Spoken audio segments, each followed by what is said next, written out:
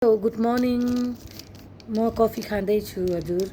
यो कफी खान्छु मैले। जम्मा यसमा एक 1% मात्रै सुगर छ, धेरै छैन सुगर। पुरै राम्रो कफी हो।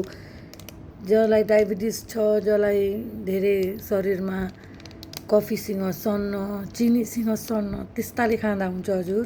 पुरै राम्रो छ हजुर। यो कफी मैले अहिले खाँदैछु यहाँ।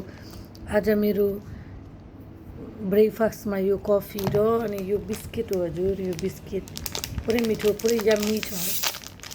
यो बिस्किट चाहिँ नाम्किन खाले बिस्किट हो, गुलियो छैन यसमा।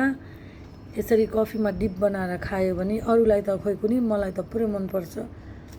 अरूले चामा डिप गरेर खान्छन्, मैले कफीमा डिप गरेर खान्छु।